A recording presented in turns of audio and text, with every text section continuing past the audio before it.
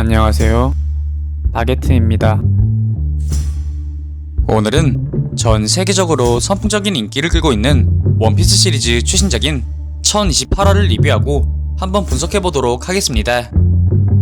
영상은 원피스 시리즈 최신작인 1028화의 내용을 기반으로 분석하면서 진행되며, 이는 주관적인과 동시에 약간의 스포가 포함되어 있다는 점 알려드립니다. 내용은 천룡인 직속 사이버폴의 최상급 기관이자 세계정부의 첩보기관인 CP0의 멤버들이 로브 루치로부터 은밀한 전원을 받으며 이야기가 시작되는데, 이내 로브 루치는 CP0로부터 카이도가 아닌 또 다른 거대한 용의 등장과 더불어 이 힘의 원천이 베가펑크가 만든 악마의 열매일 가능성이 농후하다고 보고받습니다. 곧이어 그들은 이 또 다른 용이 카이도의 대척점인 밀짚모자 루피와 함께 있었으며, 그렇기에 이 또 다른 용은 카이도의 적대 세력이 틀림없다고 이야기합니다. 이에 로브루치는 윗선에서 지령이 내려왔다고 말하며, 만일 카이도가 전쟁에서 밀짚모자 일당에게 패배하게 된다면 현재 세계정부 비가맹국인 와노쿠니가 세계정부의 직접적인 지배를 받게 될 것이라 말함과 동시에, 그렇게 될 가능성, 즉 카이도가 패배할 가능성이 얼마나 될 것 같냐고 질문하였고, 이에 CP0는 로브루치에게 개전시와 비교했을 때 카이도 군과 밀짚모자 일당이 이끄는 사무라이 군의 전력 차이가 좁혀지고 있으며 전쟁의 양상이 재미있고 흥미로운 방향으로 전개되고 있다고 하지만, 아직 카이도 군의 병력은 12,000명이 건재하였고, 그에 반해 밀짚모자 측의 사무라이 군은 카이도 측과는 꽤나 병력 차이가 나는 8,000명 수준이라는 점과 더불어 무엇보다 사왕, 카이도가 패배한다는 건 상상할 수가 없다고 보고하는 모습을 보였습니다. 그렇게 전황을 보고받은 로브루치는 이내 지령이 하나 더 있다고 말하며, 전황이 어떻게 되건 니코 로빈의 존재 자체가 해적들의 열쇠가 될 것이라 말하며 그녀를 생포한 후 연행하라고 지시합니다. 한편 폭약과 악마의 섬 오니가시마가 꽃의 도시에 도달하기까지 약 5분 정도 남은 상황이었으며, 마음이 급해진 모모노스케는 오니가시마를 묶기 위한 여문을 만들기 위해 쉴 새 없이 시도하지만, 실상은 담배 연기 수준의 작은 구름만이 겨우 그 몸에서 분출되며 그의 애간장만 되었고, 자신이 아니면 누구도 이 섬을 묶어둘 수도 없거니와 꽃의 도시는 불바다가 될 것이 뻔했기에 모모노스케는 한탄하며 절망적인 상황에 빠지는 모습을 보입니다. 이에 야마토는 더 이상 이러한 모모노스케의 무능력함에 꽃의 도시를 맡길 수 없었는지, 모모노스케가 실패했을 시 벌어질 최악의 사태를 막기 위해 해골돔으로 다시 돌아가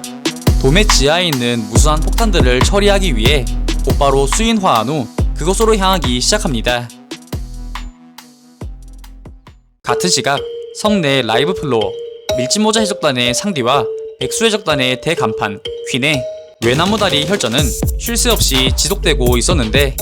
이윽고 점차 퀸의 공격이 상디를 압도하기 시작하였고, 이내 퀸은 상디에게 제르마 66의 배틀수트를 꺼내라는 동시에 상디가 슈트를 입고 힘과 전투했을 때 분명 사라지는 것을 봤다고 말하며, 그것이 바로 빈스모크 저지의 과학력이냐고 질문하는 모습을 보입니다.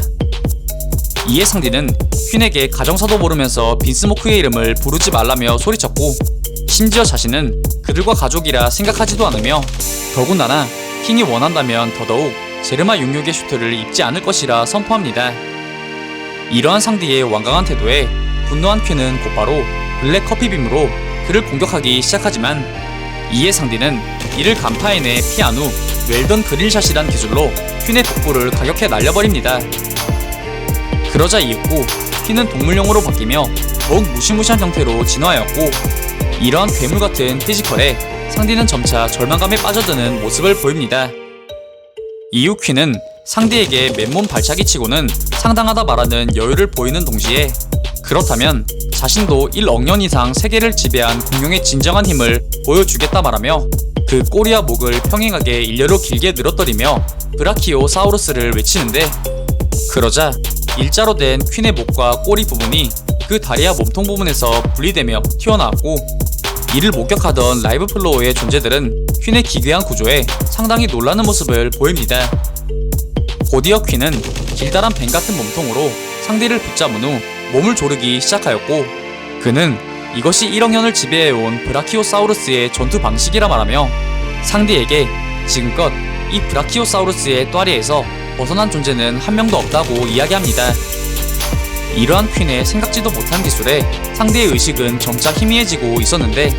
이를 본 퀸은 상대에게 이는 무장색 패기를 두른 달인들도 이 압력에 뼈가 부서지고 내장이 뒤틀려버려 다들 제기불등의 상태가 된다고 말하는 한편, 상대에게 숨겨둔 제르마의 힘을 보여준다면 놔줄 수도 있다고 이야기하지만,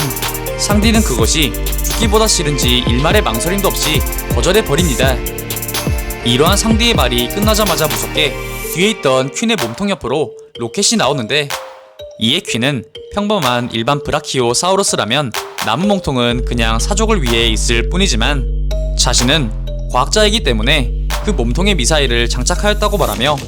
이내 자신이 브라키오 런처라는 이름을 외치면 이 미사일이 상디를 향해 날아갈 것이라 말합니다.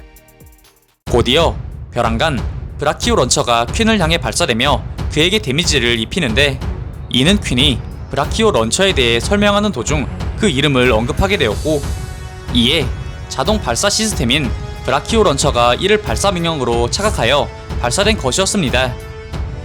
그렇게 퀸의 역대급 똥멍청이 짓으로 상디는 겨우 퀸의 그 지옥같은 속박에서 벗어나게 되었지만, 상디의 몸은 이미 정상인이라고 할 수 없을 정도로 심하게 뒤틀려 있었으며, 이를 본 퀸은 이미 조르기 기술은 완벽하게 들어간 상태이며, 그렇기에 상디의 뼈 마디마디가 부서졌기에 이미 죽은 몸이나 다름없다고 이야기합니다.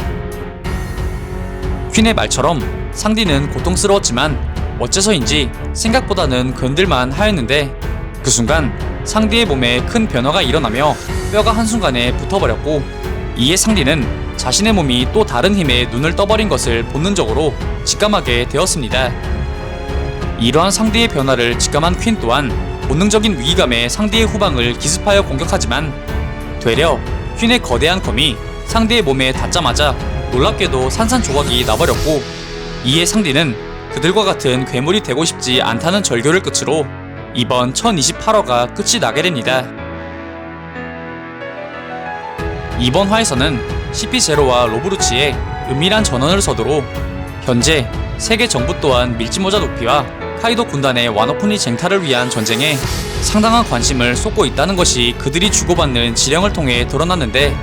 여기에는 또 다른 거대한 용, 즉 모모노스키의 진정한 정체에 대한 의구심과 더불어 어떻게 보면 전쟁의 승패와 상관없는 니코 로빈의 납치 계획 등 와노쿠니 전쟁에 대한 세계 정부의 관심, 그리고 이를 넘어선 개입 가능성 또한 보여주었습니다.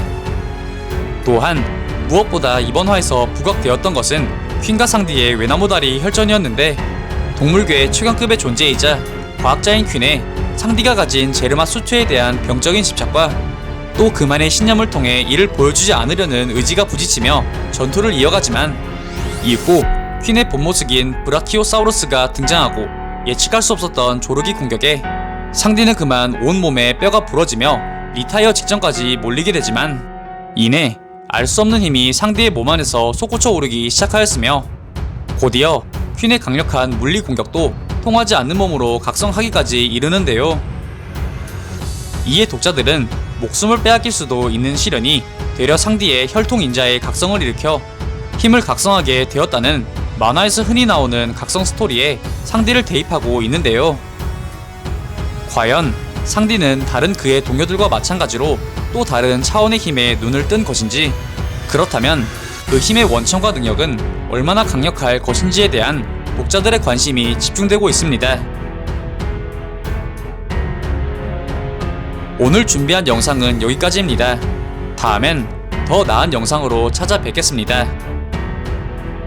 그리고 보시고 싶으신 영상이나 주제 댓글로 남겨주시면